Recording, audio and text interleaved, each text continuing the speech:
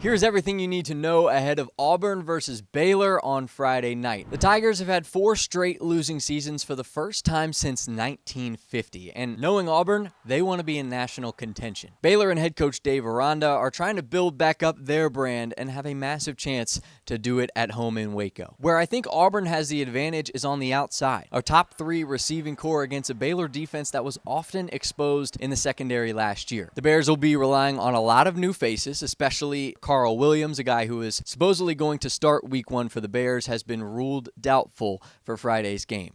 Coleman, Eric Singleton, those guys I think will have plenty of chances to get into the end zone, as well as the other receivers. Hugh Freeze talked about on Monday how Horatio Fields, the transfer from Wake Forest, has been a guy that has led that wide receiver room. And to do so, they need somebody to throw them the rock. And the quarterback battle between these two teams, certainly one to watch for. Hugh Freeze had this to say about a guy I think has a ton of gifts under center, Oklahoma transfer quarterback Jackson Arnold, as he prepared for this week 1 matchup. Jackson, I think, is progressing every practice, and I'm excited to see him go and compete in our mock game. Thought his decision-making was really good. Freeze has talked about how this Auburn offensive line has revamped up to 6 potential NFL players on this group, and if that's true, Jackson Arnold should have plenty of time to make throws from the pocket, and if not, he's a gifted enough athlete where he can make plays with his feet. Let's take a look at Baylor. Baylor quarterback Sawyer Robertson, one of the breakout players in all of college football, but certainly the Big 12. Last year, he ranks as the top quarterback returning to the Big 12 in QBR, threw for just over 3,000 yards last year, 28 touchdowns,